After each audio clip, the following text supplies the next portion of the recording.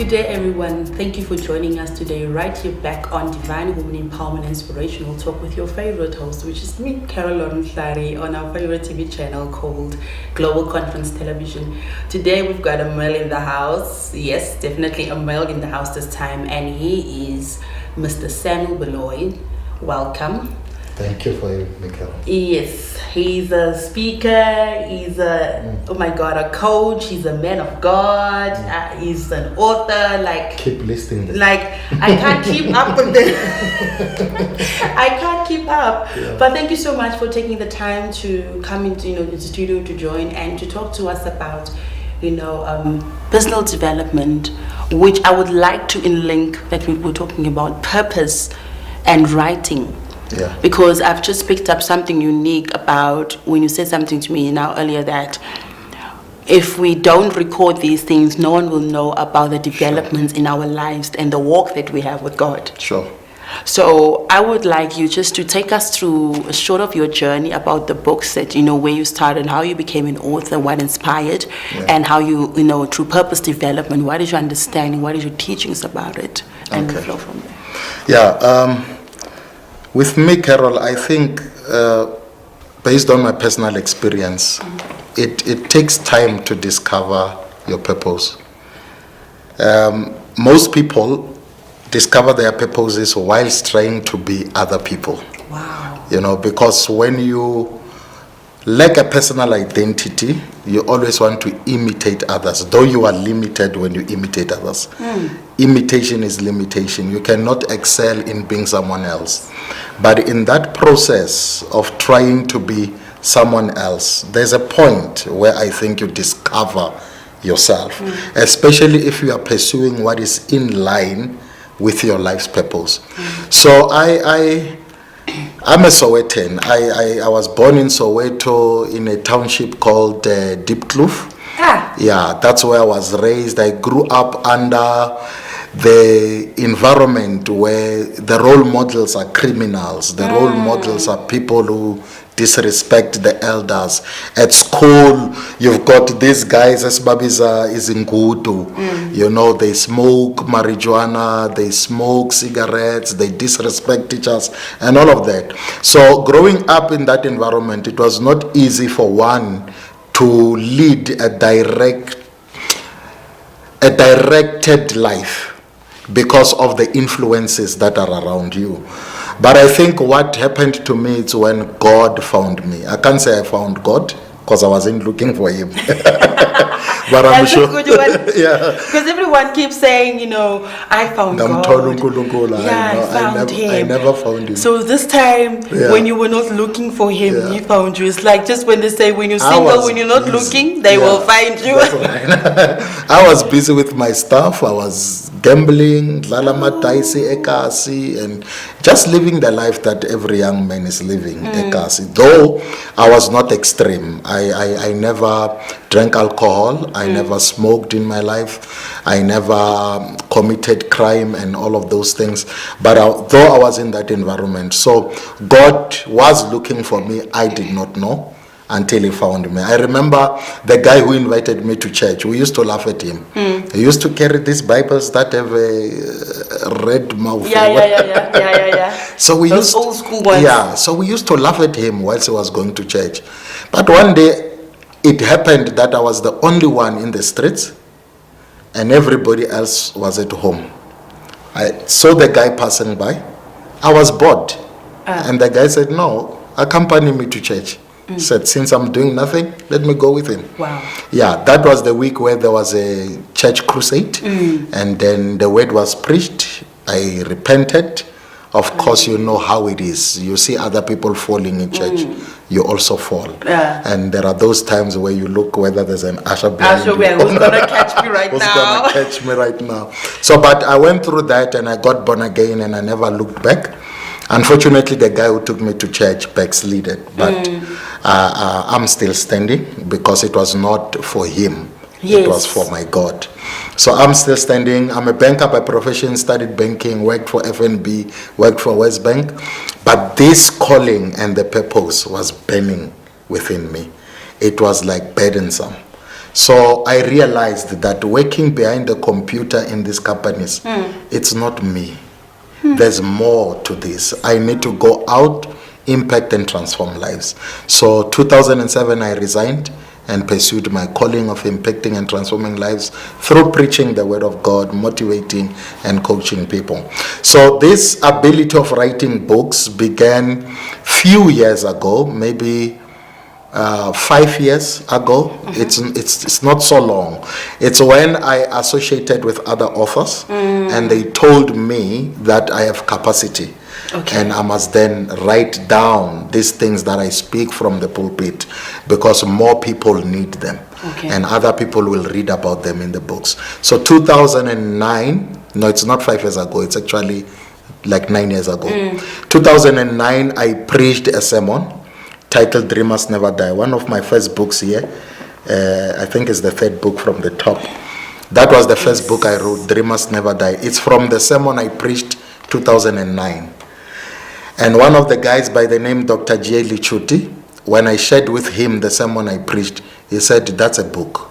It's so powerful that it will change lives. And I started writing, he started guiding me through of how I can, write a book and put it together.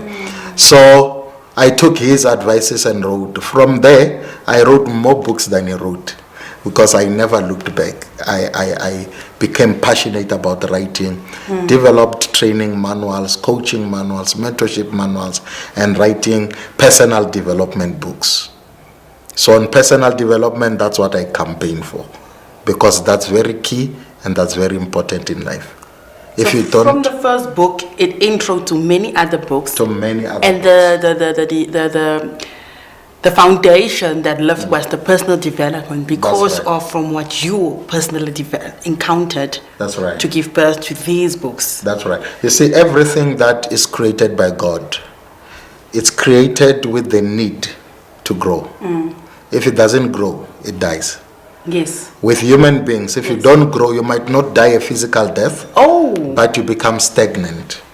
And I always tell people, and I say, it is stagnant people or people with stuck hearts who develop jealousy over people who are on the move. Because when your peers, people you grew up with, progress, surpass you in life, and you are stuck in one place. Wow.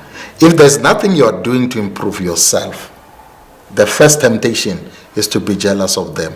And jealousy is tantamount and equivalent to witchcraft. The only difference is that you are not trained in darkness. It comes from a stuck heart. Yes. So that's why I campaign for personal development, because there are people who are old but not matured.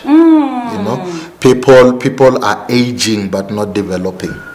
So that's why I campaign for personal development, so that we remain relevant in the current order of things and the current setup of things. Because if you don't improve, you become irrelevant. It's like pouring old wine on new wineskin. New wineskin, I'm talking of the people who are constantly improving their lives and developing themselves.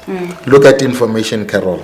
It's available. Yes. It's at our disposal. You buy data today, you can search for anything on the internet you want to know about.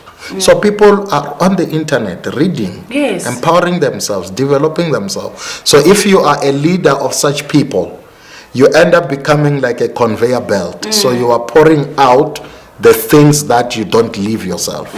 It's like a teacher at school teaching learners to read, but they don't read themselves. Those learners will be growing and developing. And at the end of the day, after 10 years, 15 years, the teacher will be consulting with the same learners who are from their hands. Because as they were growing, they were stuck because they were doing nothing to develop themselves. Wow. Hey, I am... Please have your coffee. That is a second break right now. Dreamers never die. This is a powerful title of a book. Sure. Because I always say that, actually I was saying to a colleague of mine that we are chosen to not only dream, but to activate. Right. Because there's no point having the dream in your memory floating around and replaying in your mind, and then you don't bring it to life. Because who's going to know about that vision if you don't bring it to life? That is why I love this title where it says dreamers never die. I love the way where the book says, I'm just going to quote a portion of it here that says, this book, Dreamers Never Die, comes at every crucial time when many people aspire to be great in different sectors around the globe, while others have already taken some steps towards their desires, destinies. This is how I put it, that it's no longer a dream if there's no action accompanying it. It's only a wish. My word. And how long did you take this book? How long did you take it to write? Because I know people, some say they take a year to write a book. Others say they take 4 or 3 months. Because I'm really inspired to write the book. So I'm asking these questions. I don't remember exactly how long, but it didn't take long, that one, because remember I had the first excitement of writing a book, and already I was motivated by what I was seeing in the future, already having my name on a book cover and all of that. So you visualized. I visualized this the power of visualizing. Yeah, so that motivated me enough to spend sleepless nights writing. So I didn't take much time to finish this one. Yeah. Then we've got, guys, the second one that just caught my attention. The makeup of a leader. Advise yourself in this one, please. The makeup of a leader. Each and every space has got people occupying it. And those people have got packagings. You must be known for something, and you must be known as something. So even leaders have got their own makeup or their own identity. It's not everybody in a position who is a leader. So leaders have got their own identities. There's a way of identifying leaders. I can tell a leader even when they are sweeping the floor and not in any position. I can tell you that this one is a leader. So what am I identified as? Of course you are a leader. I'm a Deborah. We are on TV. Yeah, I'm the Deborah. Yeah, like you know, I love the fact that Deborah. I always one pastor came to me. She says to me, "You have got the Deborah in you because you don't wait. You lead." I said to her, "That is why I've got this thing called Women in Lead because, like you say, you can identify. Leaders don't take long. They strategize right there on the spot. In times of panic attacks or whatever, they take complete control of the situation. They are creative. They are creative. They are spontaneous. That's You don't actually see them coming. You just see them there. That's right. They are not talkers. Yeah, I deal a lot with educators, so I'm in the educational space. And one thing I tell them, I say, one of the ways of me identifying that you are not a leader, if we agree that we are meeting at 10 o'clock, then you come into the staff room and you find there's no one, and you say, "Aguna bantu." That is an indication that you are a follower, because you are waiting for someone to be there, then you can follow. You don't want to be the first one to be there and others follow you. So leaders, when they come to a meeting and we have agreed at 10 o'clock and they don't find anybody, they sit there, because it's not about who's there yet. It's about what time did we agree on. Punctuality is an indication of excellence consciousness. That's a powerful word. Yes. It says in this book, I'm going to illustrate out each and every, because I want our viewers to catch the whole concept of personal development, because out of each book there was a development that was taking place personally. It didn't just come out of nowhere. That's right. And this first section that I'm catching in this one is that this book comes at a time where there is a great poverty of leadership, even in our nation. Not even country, not even community, we're talking nation. That's right. John Maxwell says, which is a very powerful quote that you quoted in here, that everything rises and falls on leadership. Yes, ma'am. Yes, ma'am. So if the leader has no strong foundation in developing self, there's a great... You can't develop others. You can't give what you don't have. That's what I just wanted to say. You Yeah. can't give what you don't have. Sure. So cultivate first your land within yourself. That's right. Before you release. Because if you are empty, you're going to release emptiness into That's the right. next. And then we're going to have a whole lot of empty vessels making noise. That's right. And I say that leaders are not heads of the organizations, but they are hearts of the organization. It's not in that book, it's in the new book which will be launched in November. A leader is not the head of the organization, it's the heart of the organization. Heart gives life, both to those at the top and those at the bottom, because the heart is in the middle. So once the heart stops beating, death creeps in. Once the leader stops leading, then the organization gradually dies. So that's why John Maxwell says, everything rises and falls on leadership. Wow. I am very excited about these books. We've got another one. I'm just going through them. Money Matters. Are we talking Benjamins now? That on the front cover, it says, a guide on how to handle your money effectively. Right.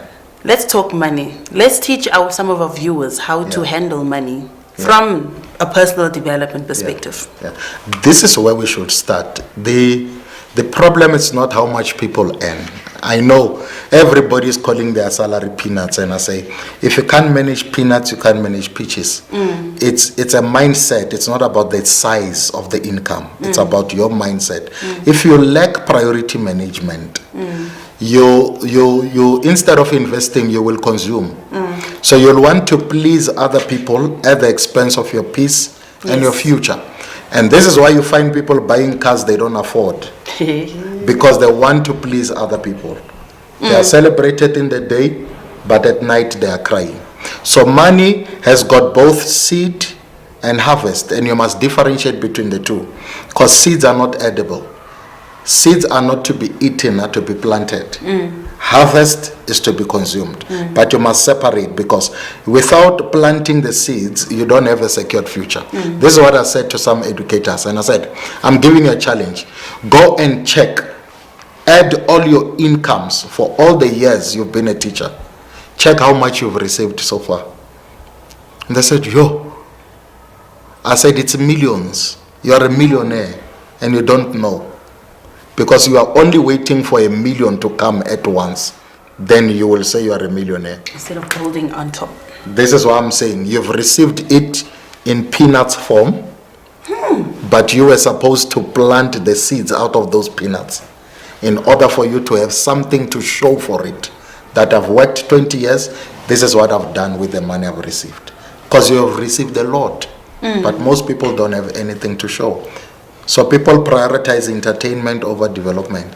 They can go on holiday, spend money playing with water, which they have at home, in Durban, Cape Town, then Australia, then Mauritius, but their houses are not in order. And I'm not against going and having fun. I do that a lot. But you should have balance. Your house must be in order. You cannot enjoy the weekend comfort that the hotel in Cape Town is giving you. When you come back home, you don't sleep comfortably because you're sleeping in a bed which has become a boat. When you climb the bed, you disappear. You are always feeling pains in your body, not because you are sick, but because you did not sleep comfortably. So the most expensive place should be where you rest, at home. Every person is born into this world with a gift. It is for you to find that thing you do the best. In the midst of many other similar gifts, your gift is still unique. Yes. If your gift is singing, it must be unique to other singers. Don't try to imitate others. Sing the way you were born to. Most people settle for jobs, not gifts. A job is what many other people do. Hence, you can easily and quickly be replaced. I'm not even going to continue further on that one. It's too powerful. It's too powerful because we are running for the same thing. Right. And then with the problem is not with a different strategy. And that's the same thing I keep on also saying to people, that Many people can do the same thing that you are doing, but it's how you deliver it, how you put it out. Add some extra sauce on it that is so creative that will make you stand out amongst everybody that's doing the same thing. 100%. I would always get bored in a job because it's not what I am called to do. But the minute it puts me in an events environment or television environment, whatever, I try and do it the best of my ability because I'm passionate about it. But in that passion, your purpose will start calling even louder. And then passion is actually supposed to increase your knowledge of what your purpose is actually basically want you to do. The passion helps you to handle the pressure that comes Yes. with executing the task There we go. of your purpose lane. Because every purpose is attacked. A purpose not attacked is not purpose. Yes. But you can manage the attacks once you love what you do. There is no hard work in doing what you Yes. love. Many people go to interviews and they tell interviewers, I can work under pressure. But they are saying those things to impress the interviewers because when reality hits, pressure is now here. It is them who change the language. And you'll find them saying, no, this is too much work. I can't handle this. No, I cannot do this. But you never told the interviewers what amount of pressure you can handle. But passion then enables you to manage any form, type, any kind of pressure. Wow. Thank you so much, Mr. Baloyi, for coming through. I trust that you have you've got some few speaking engagements that is coming up. Where, what are the for the rest of the year, since we now in November, not like in October, sorry. I'm already on the festive vibe. Yeah. Yeah, this coming Friday, I'm going to Lesotho. And I know there's a lot of people from Lesotho who are following me on Facebook and stuff, so they know I'm going there. So Friday, Saturday, Sunday, I'll be there. Then when I come back Monday, I'm resting. Tuesday, I'll be doing few calls, coaching there. Then on the 17th of November, there's a big leadership meeting. Okay. I don't even call it a leadership seminar because it's not only about teaching, it's about networking. Yes. So it's a leadership meeting. I'm having a great leadership coach, Dr. John Tibane. Wow. And an upcoming young man whom other older people are jealous of him. So I told him, I'm going to put you on the surface. I'm going to do anything possible for me to put you on the surface. His name is Maluleke Hlulani. Okay. He has a mandate of raising 10,000 leaders. Wow. And I think he's already on more than 1,000 now. I'm talking people subscribing to his teachings and becoming certificated. Wow. So he's doing great and I really celebrate him. So he will also be speaking there. He's a wise man, wise young man. Wow. Yeah, so that will be happening in Fairview, 423 Commissioner Street. But of course, I will leave my contacts for people to find more info. No, I'm blown by these books. They are very inspirational. Each one of them has an assignment to be executed in each and every person's life. Sure.